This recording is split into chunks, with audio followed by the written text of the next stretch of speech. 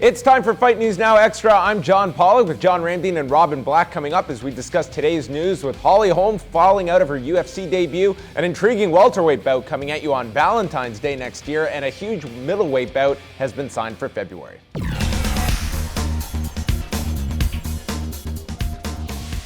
The UFC has announced that a verbal agreement has been reached for Yoel Romero and Ronaldo Jacare Souza to fight on February the 28th in Los Angeles at UFC 184 in a fight that will likely have huge implications for the next contender at 185 pounds. Romero has posted a 5-0 record since coming to the UFC over from Strikeforce, while Jacare has won his last 8 fights. The UFC has added a welterweight bout to their February 14th fight night card in Broomfield, Colorado, as Brandon Thatch will step into the cage opposite Stephen Wonderboy Thompson. Thatch, who trains out of Colorado, has not fought since November of last year and has gone 2-0 since debuting in the organization. Thompson last fought in September, where he defeated Patrick Cote. Holly Holm's anticipated debut in the UFC will have to wait, as she has been forced to withdraw from her bout with Raquel Pennington.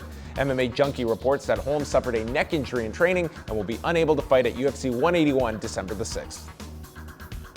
And the World Series of Fighting media call on Thursday provided some back and forth between matchmaker and Vice President Ali Abdelaziz and lightweight title challenger Melvin Guillard.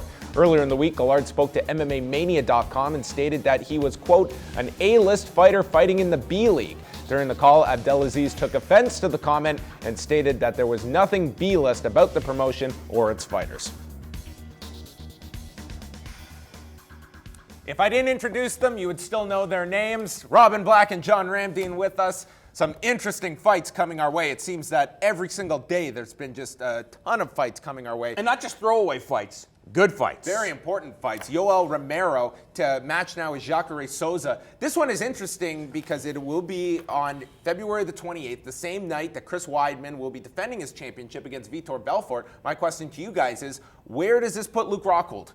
Well, I mean, everybody knows that if you spend any time following mixed martial arts, you know that Luke Rockhold is a legit guy. Could he be challenging for the 185-pound championship tomorrow? Absolutely, 100%. He might be on standby. That's right, he might be. And you also have to look at the outcome. Like, there's no guarantees. It's like, okay, Jacare and Romero, the winner of that fight goes on to fight Chris Weidman. Well, there's so many questions. What happens if one of these guys gets injured? What happens if Vitor Belfort beats Chris Weidman? You have the rematch. So there's a number of things that have to happen before we know who the number one challenger is. It would seem like there's a good argument not to book Luke Rockhold in a fight just to keep busy right now. It seems keep him on the sidelines in case you need him for that card, and he very well could get the winner of that title fight after February 28th. For sure, and there's a good chance he gets that fight. You know, there's a lot of variables with Vitor Belfort, his health, the TRT stuff, drug tests, a lot of stuff just going on there. Being Vitor Belfort. But, you know, I'm one of these ancient fossils who used to try to argue, well, you know, the guy who deserves it, this is the number one guy, he's the best guy.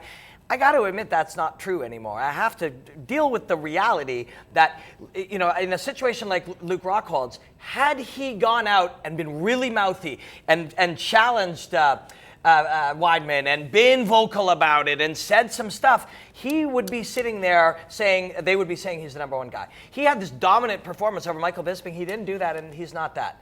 All of a sudden, if Jacare can take the mic and do that, you can talk yourself into the title these days. I mean, all three of these guys are amazing. Any of them deserves a shot at the title, but probably the guy with the biggest mouth will get it. But the thing is, all of these guys are all qualified to be fighting for the middleweight championship of the world. And badass. I wouldn't be surprised over the next, 12 months, 16 months that we see Romero, Jacare, and Luke Rockhold fighting for the middleweight championship. Some very interesting prospective fights in 2015 for sure. Brandon Thatch, he will be returning. Yes. It's amazing how fast, with all of these cards, we haven't seen this guy fight for a year. It's going to be that much more so when he fights on Valentine's Day, no less. A man after your heart, Robin, taking on Stephen Thompson. Yeah, you know what?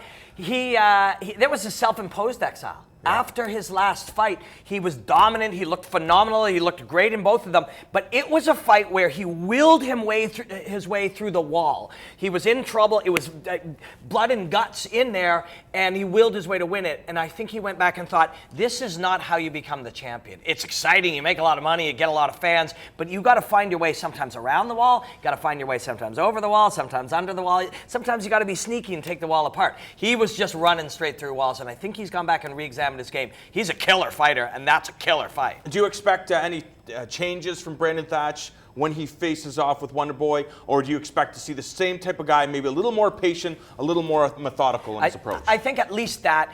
I mean, if you imagine the Brandon Thatch that we know, not only from his 2 UFC fights, but we've commentated, you've done a number of his fights. The guy's amazing, and you put these 2 guys together, these 2 brilliant strikers, it's so good.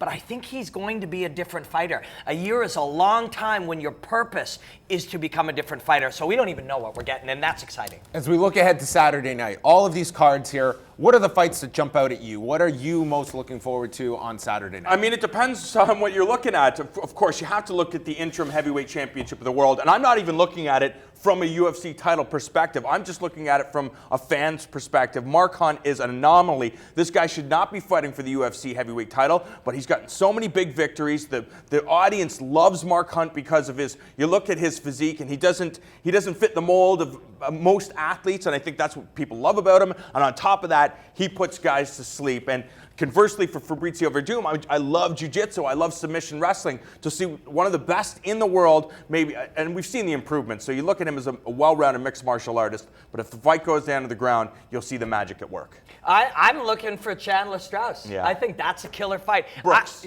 Chandler Brooks, yeah.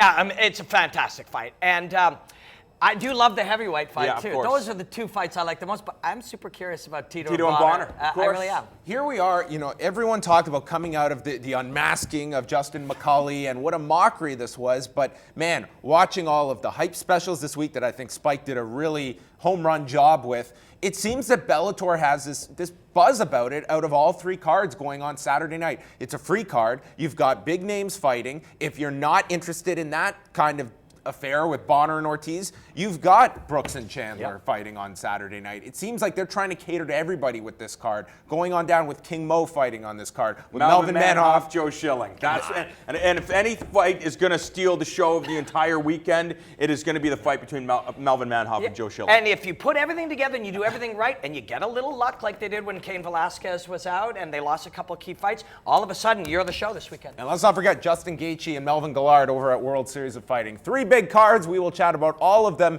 next week. But right now we have Fight News Now Extra coming up.